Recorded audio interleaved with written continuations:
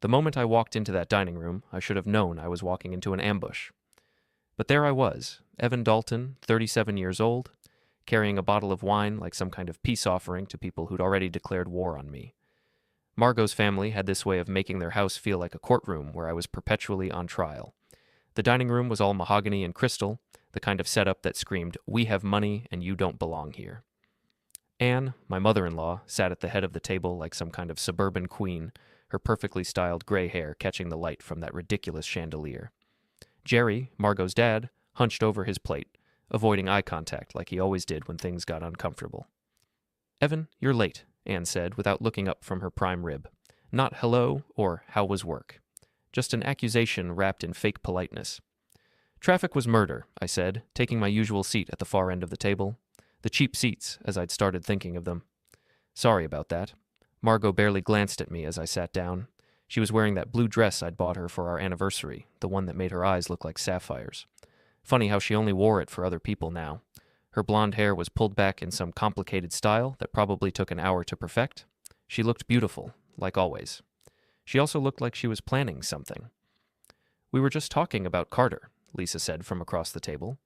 Lisa was one of Margot's college friends, the kind of woman who lived for drama and gossip. She had this smile that never reached her eyes, like a shark pretending to be friendly. Carter. Of course they were talking about Carter. "Oh yeah?" I said, cutting into the roast beef that Anne had served me without asking if I wanted it. "What about him?" "He just closed another big sale," Jade chimed in. Jade was Lisa's sidekick, a redhead with too much makeup and opinions about everything. $3.5 million house in Riverside Heights. "Good for him," I said, though the words tasted like sawdust. Carter Ross, Margot's high school sweetheart, the golden boy who'd somehow managed to fail upward his entire life. Real estate agent, gym rat, and apparently still the topic of conversation at family dinners. "He's doing so well for himself," Anne said, finally looking at me with those cold blue eyes. "Some people just have that drive, you know, that ambition." The dig was subtle but clear. Unlike me, the implication hung in the air, unlike the IT guy who fixes computers for a living instead of selling mansions to rich people. "Ambition's overrated," I said, taking a sip of wine. "I prefer job security. Funny thing about the tech industry, people always need their computers fixed." Clara, Margot's younger sister, snorted from her seat next to me. "At least Evan doesn't have to pretend to be someone's best friend just to make a sale." I glanced at her, surprised. Clara was 29, sharp-tongued, and usually stayed out of these family pile-ons. She had Margot's bone structure, but darker hair and eyes that actually showed intelligence instead of calculation. "Clara," Anne said sharply, "that's enough." "What?" "I'm just saying honesty has its merits." Margot finally spoke up. "Carter's not dishonest. He's charming. There's a difference." "Right," I said. "Charming, that's definitely the word I'd use." The conversation moved on, but I could feel the tension building like pressure in a boiler. They talked about Carter's new car, his condo downtown, his latest vacation to some resort in Mexico. Every story was another little knife, another reminder that I wasn't measuring up to their standards. Then Margot's phone buzzed. She glanced at the screen and smiled. Actually smiled, the first genuine expression I'd seen from her all evening. "Who's texting?" Lisa asked with that predatory grin. "Oh, just..." Margot hesitated for a second, then shrugged. "Just Carter, actually." The table went quiet. Not the comfortable quiet of people enjoying their meal, but the tense quiet of people waiting for something to explode. "Carter?" Anne asked, leaning forward slightly. "Yeah, we've been talking lately. Catching up, you know?" I set down my fork carefully. "Catching up about what?" Margot looked at me then, really looked at me, and I saw something in her eyes that made my stomach drop. It was pity. She was looking at me like I was some stray dog she'd taken in out of kindness, but was getting tired of feeding. "Just old times," she said. "You know how it is with old friends." "Old friends," I repeated. "Right." Jerry cleared his throat uncomfortably, but Anne was practically glowing. This was what she'd been waiting for. "You two were so good together in high school," Anne said to Margot. "Remember how you used to talk about your future? The plans you had?" "Mom?" Margot said, but she didn't sound embarrassed. She sounded wistful. "What plans?" I asked, though I wasn't sure I wanted to know. Lisa and Jade exchanged looks. Clara was staring at her plate like she wanted to disappear. "Oh, you know," Anne said with a wave of her hand. "Young love. They had it all figured out. College, careers, marriage, kids, the whole fairy tale. And then life happened, Margot said softly. Life happened, I said. You mean I happened. Another uncomfortable silence. Jerry was practically trying to hide behind his dinner roll. That's not what I meant, Margot said, but her voice lacked conviction. Isn't it, though? Anne said. I mean, no offense, Evan, but you have to admit you and Margot want different things. Like what? Adventure? Excitement?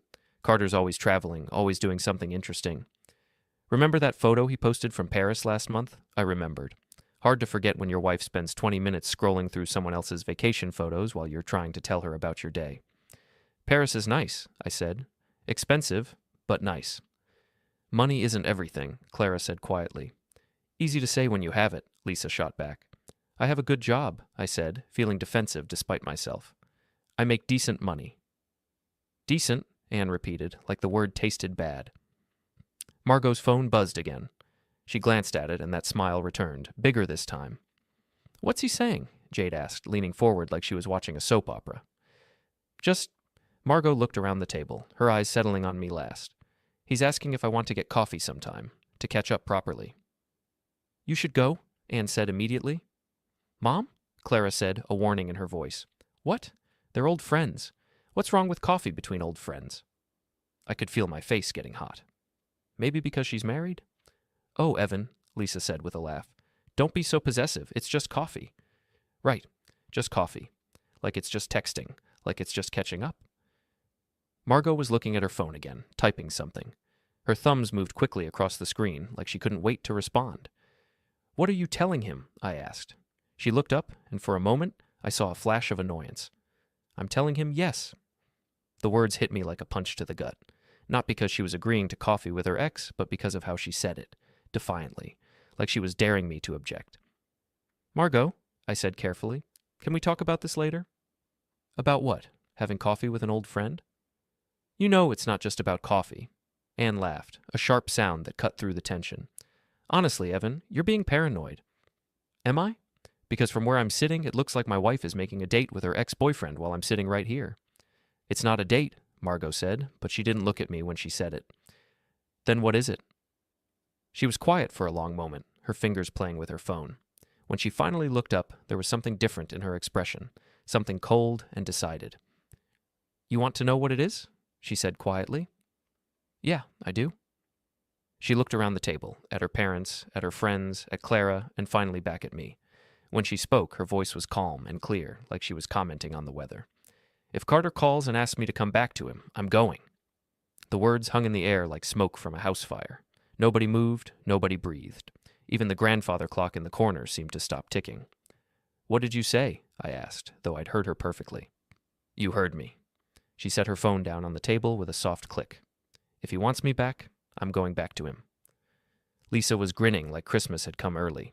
Jade was practically bouncing in her seat. Anne looked satisfied, like a chess player who'd just achieved checkmate. Clara was staring at her sister in horror. Jerry was still hiding behind his dinner roll, and I was sitting there, feeling like the floor had just opened up beneath my chair. Just like that? I managed to say. Just like that. What about our marriage? Margot shrugged, actually shrugged, like our 3 years together were some minor inconvenience she was ready to discard. What about it? We both know this isn't working. I didn't know that. Well, now you do. The casual cruelty of it was breathtaking. She wasn't even angry or emotional. She was just done. Like she'd been thinking about this for a while and had finally decided to rip the Band-Aid off. So that's it? I said. 3 years of marriage and you're ready to throw it away for some guy who dumped you in college? He didn't dump me, Margot said sharply, the first real emotion I'd heard from her all night. We broke up because we were going to different schools. It was practical. And now? Now we're both back in the same city, both single. You're not single. You're married. To me. She looked at me with those sapphire eyes, and I saw the truth in them before she even spoke. Not for long. I stood up so fast my chair nearly toppled over. The dining room felt like it was closing in on me, all those faces staring at me with expressions ranging from pity to satisfaction to outright glee. You know what? I said, my voice surprisingly steady. I think I'm done with dinner. Evan, don't be dramatic, Anne said, but she was still smiling. Dramatic? My wife just announced she's leaving me for her ex-boyfriend in front of her entire family, and I'm being dramatic? You're making a scene, Lisa said. Lady, I haven't even started making a scene. I looked at Margot one more time. She was calmly cutting her roast beef, like nothing had happened, like she hadn't just detonated a bomb in the middle of our lives. Enjoy your coffee date, I said. I walked out of that dining room, through the foyer with its expensive artwork and fresh flowers, and out the front door into the cool evening air. My hands were shaking as I fumbled for my car keys. 3 years. 3 years of trying to fit into their world, of enduring their subtle insults and not-so-subtle hints that I wasn't good enough for their precious daughter. 3 years of working my ass off to build a life with someone who apparently saw me as a placeholder until something better came along. I was halfway to my car when I heard footsteps behind me. Evan, wait, I turned around. Clara was hurrying down the front walk, her heels clicking on the concrete. She'd grabbed a jacket from somewhere, a light cardigan that she was pulling tight around her shoulders. What? I said, probably harsher than I meant to. Don't go home angry, she said. Not like this. How else am I supposed to go home? Happy? Grateful that your sister just publicly humiliated me? Clara looked back at the house, where I could see the others still sitting around the dinner table through the big picture window. They were probably already planning Margot's reunion with Carter. She's an idiot, Clara said quietly. Your sister? My sister. She looked at me with those dark eyes, and I saw something there I hadn't expected. Sympathy. Real sympathy. Not the fake kind Anne had been dishing out all evening. Yeah, well, apparently I'm the idiot for not seeing this coming. You're not an idiot. You're just decent. And decent people don't expect this kind of thing. I laughed, but there was no humor in it. Decent. Right. That's me. Decent, boring Evan, who fixes computers and doesn't drive a BMW. There's nothing wrong with being decent. Tell that to your sister. Clara was quiet for a moment, looking at her feet. When she looked up again, there was something different in her expression. You want to get out of here? She said. What? Let's go somewhere, get a drink, talk about something other than Carter fucking Ross and his real estate empire. I stared at her. Clara, I don't think... Look, she said, stepping closer. You just got your heart ripped out in there. The last thing you should do is go home and sit alone with it. Trust me on this. She was right. Going back to the empty house Margot and I shared, sitting in the living room where we used to watch movies together, sleeping in the bed where she'd probably been thinking about Carter while I was lying right next to her. That sounded like torture. Where did you have in mind? There's a place downtown, Murphy's. It's quiet, the drinks are strong, and nobody from our family has ever set foot in there. I looked back at the house one more time. Through the window, I could see Margot showing something on her phone to Lisa and Jade, probably another text from Carter. Fuck it, I said. Let's go. Murphy's turned out to be exactly what Clara had promised. A dimly lit dive bar with worn leather booths, a jukebox playing classic rock, and a bartender who looked like he'd seen everything and judged nothing. We found a booth in the back corner, away from the handful of other customers. Whiskey, I told the waitress when she came over. Make it 2, Clara said, and keep them coming. When the drinks arrived, Clara raised her glass. To my sister's excellent timing. What do you mean? She could have done this privately, could have sat you down at home, been honest about her feelings, handled it like an adult. Instead, she chose to do it in front of everyone. Maximum humiliation. I took a long sip of whiskey, feeling it burn all the way down. Why do you think she did that? Because she's cruel, Clara said simply. She always has been. Even when we were kids. If she wanted something, she'd take it. If she was done with something, she'd destroy it so completely that nobody else could have it either. Destroy it? You think tonight was bad? Wait until she really gets started. Margot doesn't just leave people, Evan. She ruins them first. The whiskey was starting to work, dulling the sharp edges of my humiliation. What do you mean, ruins them? Clara was quiet for a moment, turning her glass around in her hands. There was this guy in college, David. Sweet guy, really loved her. When she got bored with him, she didn't just break up with him. She spread rumors that he was stalking her, got him kicked out of his fraternity, made sure all her friends knew he was unstable. Last I heard, he transferred to a school 3 states away. Jesus. That's Margot. She doesn't just move on, she burns the bridge and salts the earth. I thought about that, about what it might mean for me. So what's she going to do to me? I don't know, but whatever it is, it won't be clean. We sat in silence for a while, drinking our whiskey and listening to the jukebox. Some old Tom Petty song about not backing down. The irony wasn't lost on me. Can I ask you something? Clara said eventually. Shoot. Why did you marry her? It was a good question, a fair question. And sitting there in that dive bar, with 3 years of marriage crumbling behind me, I found myself really thinking about it for the first time. She was beautiful, I said finally, and smart. And when she wanted to be, she could be incredibly charming, made me feel like I was the most interesting person in the world. When she wanted to be. Yeah, when she wanted to be. I took another sip. I guess I thought if I just tried hard enough, if I was good enough, she'd want to be that way all the time. That's not how Margot works. She's charming when she needs something. When she doesn't... Clara gestured vaguely toward the restaurant we'd just left. What about you? I asked. Ever been married? Clara laughed, but it wasn't a happy sound. God, no. Growing up with Margot as a sister was like getting a master class in how not to treat people. Kind of put me off the whole romance thing. That's sad. Is it, or is it smart? She looked at me across the table. I mean, look where romance got you. She had a point. But sitting there, looking at her in the dim light of the bar, I found myself noticing things I'd never really paid attention to before. The way her eyes crinkled slightly when she smiled. The way she listened when I talked. Really listened, instead of just waiting for her turn to speak. The way she'd been the only person at that dinner table to defend me. You know what the really fucked up part is? I said. What? I'm not even surprised. Deep down, I think I knew this was coming. The way she'd been acting lately, the distance, the phone calls she'd take in the other room. I knew something was wrong. I just didn't want to admit it. That doesn't make you stupid. That makes you hopeful. Same thing, isn't it? Clara was quiet for a moment, studying my face. Can I tell you something? Sure. You're better than her, Evan. You're better than all of them. You deserve someone who sees that. The way she said it, the intensity in her voice, made me look at her more closely. There was something in her expression, something I couldn't quite read. Clara, I know this is crazy timing, she said quickly.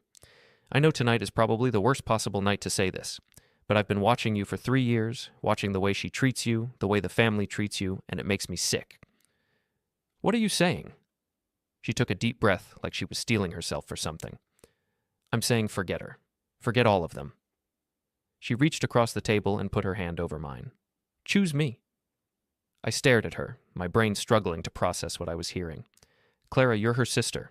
So, I don't know. It's complicated. Why? Because of some imaginary loyalty to Margot?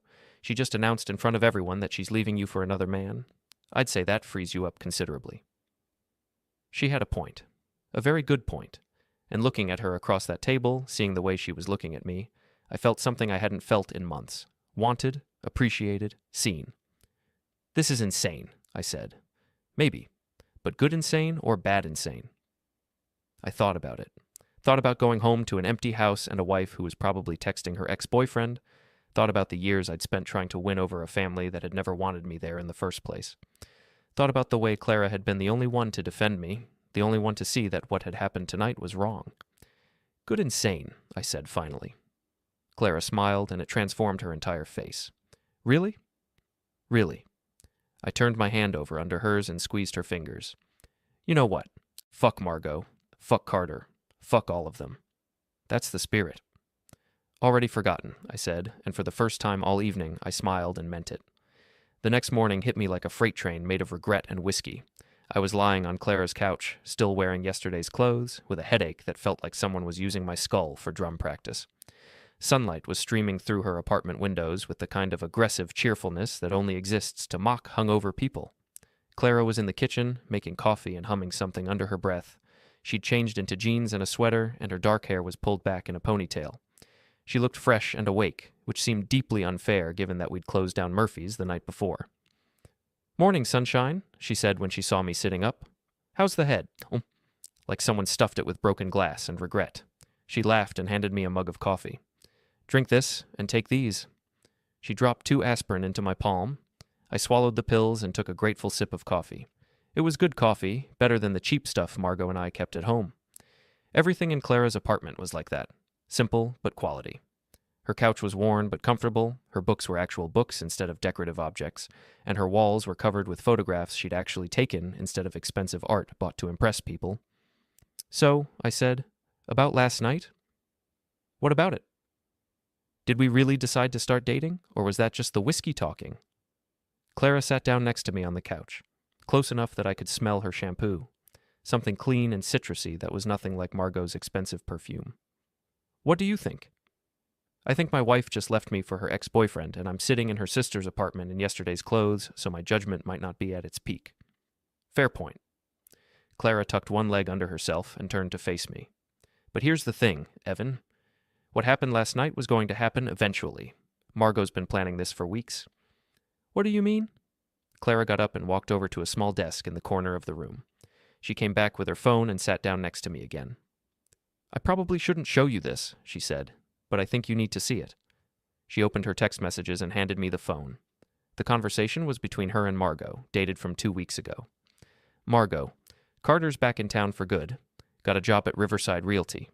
Clara, okay? And, Margot? And I think I made a mistake marrying Evan. Clara, Margot, what are you saying? Margot, I'm saying Carter was the love of my life and I settled for someone safe because I was scared. Clara, you can't be serious. Margot, I'm dead serious. We've been texting. He wants to see me. Clara, you're married. Margot, not happily. Clara, have you talked to Evan about this? Margot, what's to talk about? I want Carter back. I'm going to get Carter back. Clara, how? Margot, however I have to. I handed the phone back to Clara, feeling sick. There's more, isn't there? Yeah. She scrolled down to a conversation from a few days later. Margot, had coffee with Carter today. God, I forgot how good he looks. Clara, Margot, stop. Margot, we talked for 3 hours. It was like no time had passed at all. Clara, what about Evan? Margot, what about him? He's boring, Clara. He's safe and boring, and I'm dying of boredom. Clara, that's not fair. Margot, fair? You want to know what's not fair? Spending the rest of my life with someone I settled for when the person I actually love is right here. Clara, so you're just going to leave him? Margot, I'm going to make him leave me. It'll be easier that way. Clara, Jesus, Margot. That's cruel, even for you. Margot, it's practical. This way he can hate me instead of being pathetic about it. I set the phone down carefully, like it might explode. She planned the whole thing. Every word. She knew exactly what she was going to say last night, knew exactly how everyone would react. She orchestrated the whole thing. To make me leave her. So she could play the victim. Poor Margot. Her husband just walked out on her. Thank God Carter was there to comfort her. The coffee was turning to acid in my stomach. 3 years of marriage, and she'd planned its destruction like a military operation. The casual cruelty of it was breathtaking. There's more, Clara said quietly. More? She scrolled to another conversation, this one from yesterday afternoon, before the dinner. Margot, tonight's the night. Operation Get Rid of Evan is a go. Clara, I can't believe you're calling it that. Margot, Mom's on board. The girls are on board. We're going to make it so uncomfortable for him that he has no choice but to leave. Clara, and then what? Margot, then Carter and I pick up where we left off, the way it should have been all along. Clara, what if Evan doesn't leave? What if he fights for your marriage? Margot, he won't. He's too proud. And too smart. He'll see the writing on the wall and bow out gracefully. Clara, you're destroying a good man for no reason, Margot. I'm freeing him to find someone who actually wants him. I'm doing him a favor. Clara, by humiliating him in front of the whole family? Margot, by making it clean, quick, like ripping off a Band-Aid. Clara, you're a monster. Margot, I'm practical. There's a difference. I stood up and walked to the window, looking out at the street below. People were going about their normal Saturday morning routines, walking dogs, getting coffee, living their uncomplicated lives. I envied them. She's probably with him right now, I said. Probably. Celebrating? Probably. I turned back to Clara. And you knew all this was coming. I tried to warn you. Remember last week when I called and asked if you wanted to get lunch? I was going to tell you then, but I chickened out. Why? Because I didn't want to be the one to destroy your marriage. Even knowing what Margot was planning, I thought maybe... I don't know. Maybe she'd change her mind. Maybe she'd remember why she married you in the first place. But she didn't. No, she didn't. I sat back down on the couch, suddenly exhausted. So what happens now? Clara was quiet for a moment, looking at her hands. That depends on what you want to happen. What I want is for none of this to be real. What I want is to wake up and find out this is all some nightmare brought on by bad Chinese food. And what you'll settle for." I looked at her, really looked at her. She was beautiful in a way that Margot wasn't. Less obvious, more real. Where Margot was all sharp edges and calculated charm, Clara was soft curves and genuine warmth. Where Margot demanded attention, Clara earned it. "What I'll settle for," I said slowly, "is maybe finding out that not all the women in your family are sociopathic narcissists." Clara smiled. "I can work with that." "Can you?" "Because this is going to get ugly, Clara. Your family's going to hate me for this. Margot's going to make my life hell, and you're going to be caught in the middle." "Let me worry about my family." "And Margot?" Clara's expression hardened. "Margot made her choice. Now she gets to live with the consequences." "Which are?" "She gets Carter, and all the drama and instability that comes with him. She gets to explain to everyone why her marriage fell apart so quickly. And she gets to watch you move on with someone better." "You think you're better than your sister?" "I think I'm different than my sister. I think I see you for who you actually are instead of who I wish you were. And I think you deserve someone who chooses you first, not someone who settles for you while she waits for something better to come along." She was right. God help me, she was absolutely right. "So what do we do?" Clara smiled, and there was something almost predatory in it. "We give her exactly what she wants. We let her have Carter, and we make sure everyone knows how happy we are that things worked out this way." "Meaning?" "Meaning we don't hide, we don't sneak around or feel guilty. We go public, and we make it clear that this is the best thing that could have happened to both of us." "That's going to piss her off." "Good. She's counting on you being miserable. She's counting on playing the victim while you play the heartbroken husband. We're going to flip the script." I thought about it. About Margot's face when she realized I wasn't going to play the role she'd written for me. About Anne's reaction when she found out her younger daughter had ended up with the man she'd spent 3 years trying to get rid of. About Carter's confusion when he realized his grand romantic gesture had freed me instead of destroying me. "You know what?" I said. "Fuck it. Let's do it." Clara leaned over and kissed me, soft and sweet, and nothing like the calculated passion Margot had been rationing out for months. When we broke apart, she was smiling. "Already forgotten," I said, echoing my words from the night before. "Already forgotten," she agreed. And for the first time since this whole nightmare started, I actually meant it. By Monday morning, the whole thing had taken on a life of its own. I'd gone home Sunday night to pack some clothes and found Margot already moved out. She'd taken her things efficiently, like she'd been planning it for weeks, which of course she had. She'd left her wedding ring on the kitchen counter next to a note that said simply, "I'm sorry it had to be this way. M." No forwarding address, no phone number, no explanation beyond what she'd already given me in front of her family. Just a clean surgical cut, exactly like she'd planned. I crumpled up the note and threw it in the trash. Then I packed a bag and went back to Clara's. "How do you feel?" she asked when I told her about the note. Relieved, actually. No messy divorce proceedings, no fighting over who gets what. She made it easy. "That's Margot. When she's done with something, she's done completely." "Her loss," I said, and surprised myself by meaning it. Clara had to work Monday. She was a graphic designer for a small marketing firm downtown, so I spent the day getting my bearings. I called my boss and explained that I was going through a separation and might need some flexibility over the next few weeks. He was understanding, which was one of the benefits of working in tech. As long as you got your work done, most companies didn't care about your personal drama. I also called a lawyer, just to make sure I understood where I stood legally. Turned out that Margot's clean exit made things simple. No kids, no shared property beyond the house, which was in my name, no complicated financial entanglements.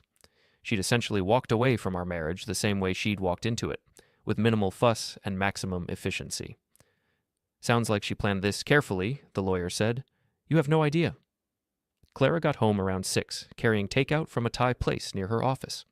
We ate on her couch, watching some mindless comedy on Netflix, and for the first time in months, I felt relaxed. Really relaxed, not the fake calm I'd been forcing myself into while my marriage crumbled around me. "So," Clara said during a commercial break, "I have news. Good news or bad news? Depends on your perspective. I had lunch with my mom today." I groaned. "And?" "And she wanted to know if I'd heard from you. Apparently Margot told everyone that you took the separation very badly, and that she's worried about your mental state." Of course she did.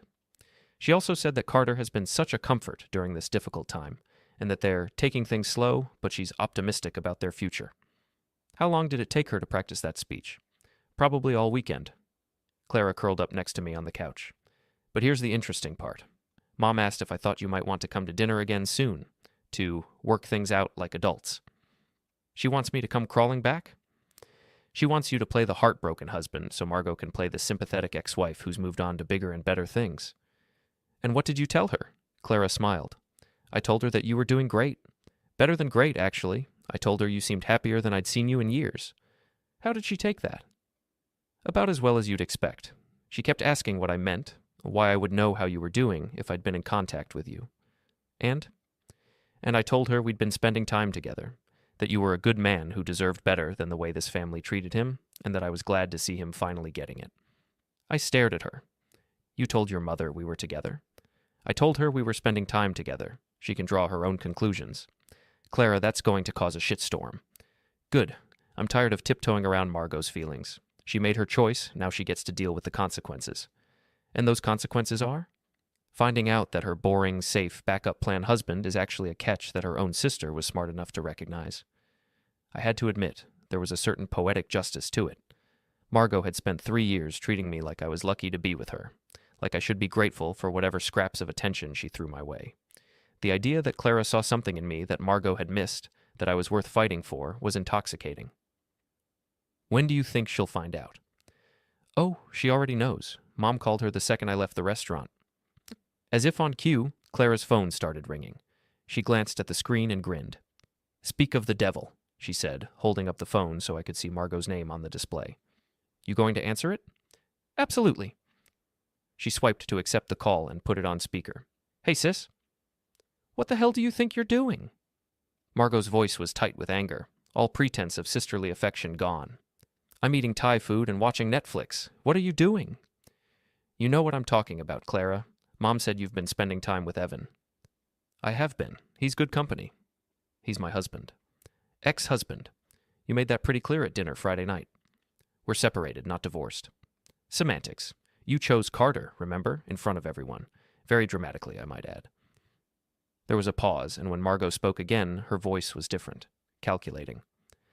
Clara, I know you think you're helping him, but this isn't a good idea.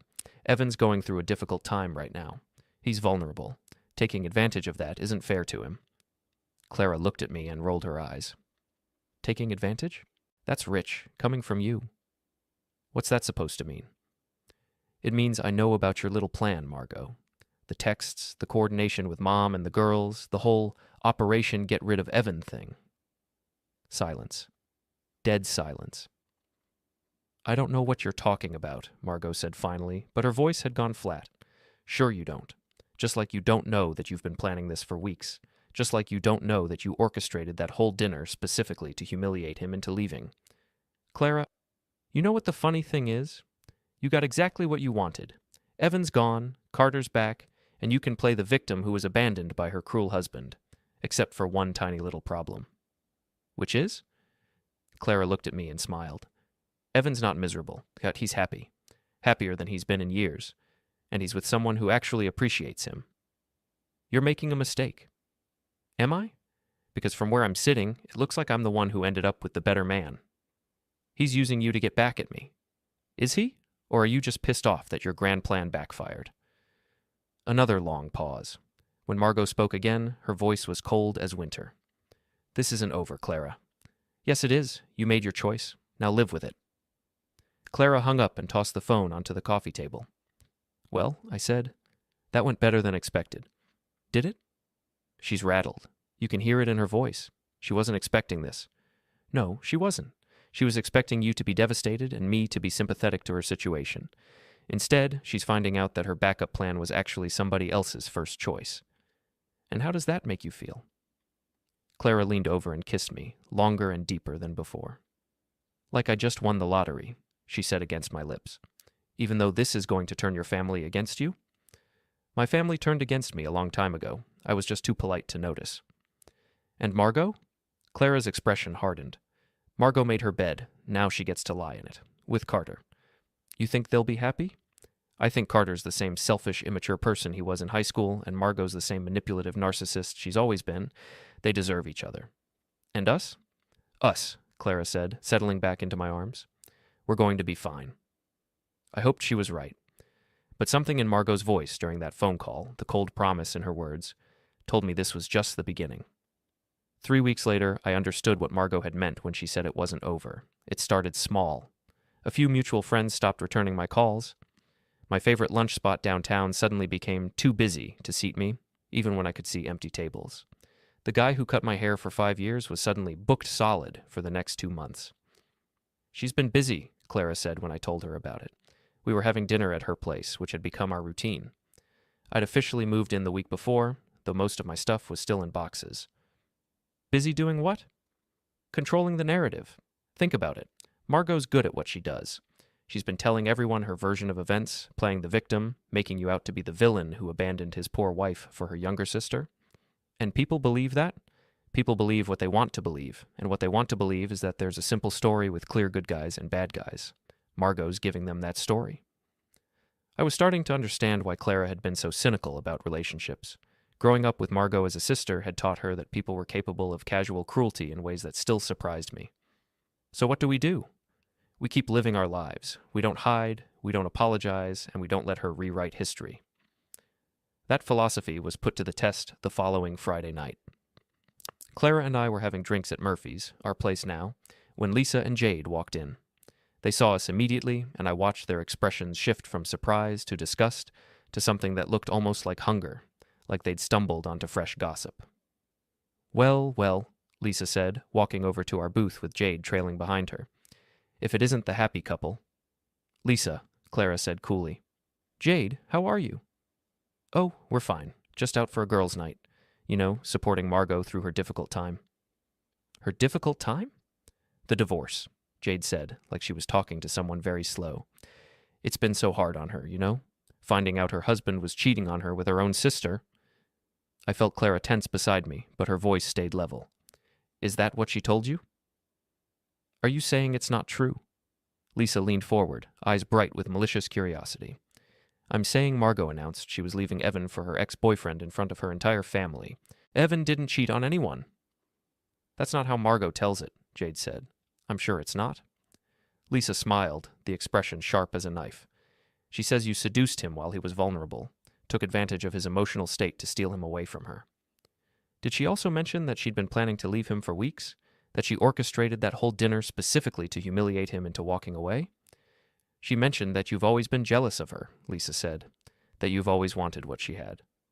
Clara laughed, but there was no humor in it. Right, I've always been jealous of Margot's ability to treat people like disposable objects.